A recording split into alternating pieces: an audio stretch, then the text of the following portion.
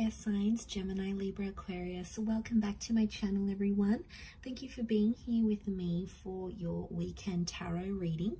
We're going to be looking at what are the messages for you these next 24 to 48 hours, and we'll see what comes up in relation to love. So this is for Gemini, Libra, and Aquarius, Sun, Moon, Rising, and Venus. So let's go out and lay out a few cards here and see what's going on here with you, air signs. What can you expect? What are the messages here for you?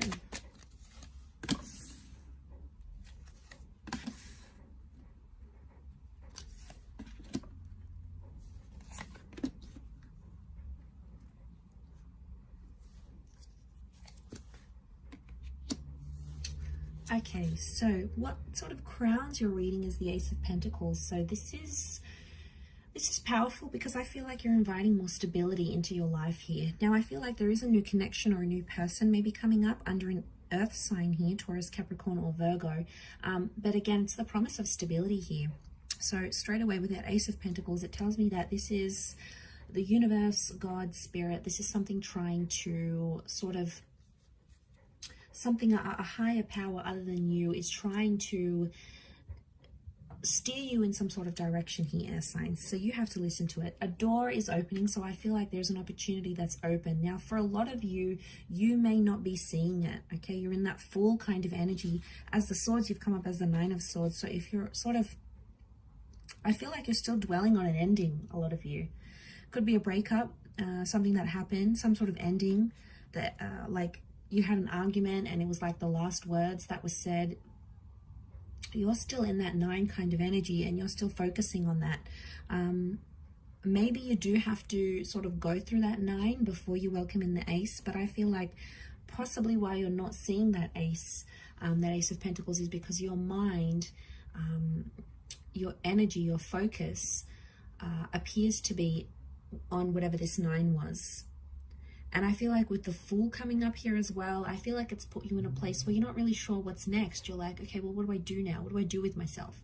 Now that this is over, or now that they said they don't want this, or now that, you know, X, Y, and Z has happened, you know, now that sort of I want a new chapter, I want a divorce, you know, I want a separation, now what? It's like you don't really have a clear sense of self with the Fool card, so you're feeling a little bit lost.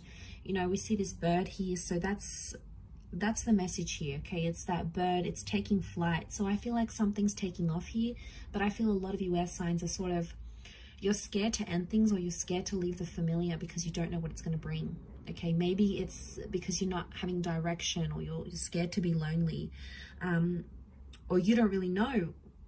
But I feel like the universe is trying to reinforce you that you are in good hands and that you will find your direction when you need to. Now, I don't know if this is also you, like you're scared to get hurt again or to be placed in the same position. Aces can be someone coming back and knocking at your door, maybe wanting a second chance. But with the Fool card, I feel like there's been too much that has happened. You know, obviously each person's going to be different.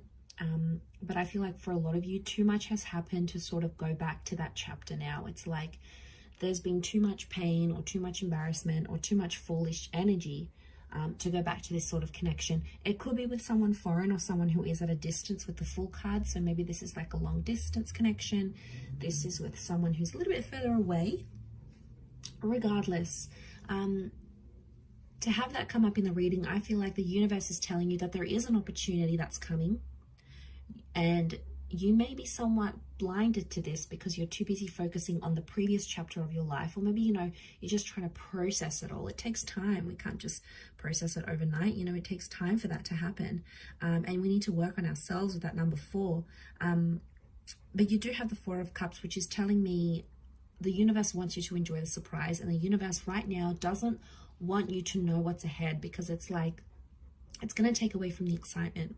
It's going to take away from what you wanted, what you thought, what you assume. It's like sometimes it's so pleasant when we go into it and we don't really know what's ahead. I feel like the Four of Cups is some sort of epiphany. So I feel like as you come through that 9, that 9 number, you're going to have this epiphany, right? Something's going to come, some sort of inspired thought or opportunity that's going to come knocking at your door, and this is what's going to change you. And I think that's connected to whatever this ace is, this new person, this new connection. We've got the Star of Creation on the door, which tells me in some way you've created or you've attracted this Ace of Pentacles. You've deliberately invited this into your life through what you've done here. But I keep getting this, that you guys are still stuck on like, okay, what if this is not going to work out? Or what do I do now? How am I going to support myself? You know, how am I going to get into this relationship? It's like you're too busy questioning the practicalities of it, when sometimes you just need to trust. I do see you with the Seven of Pentacles. You are planting some seeds, so you will take the necessary action you need to work towards whatever this ace is. But I can't help but feel there is this message of like feeling lost or feeling helpless with the Fool. But sometimes it's when we're put in these positions that the most beautiful things can come out of it, right? As that saying goes, we meet someone at our best, not our worst. I feel like that applies in reversal, like we meet people at our worst, not our best necessarily, because sometimes we're like pushed up against the wall, and we're in certain situations where we start to do things we otherwise wouldn't. We take a chance, we take a risk like that Fool does.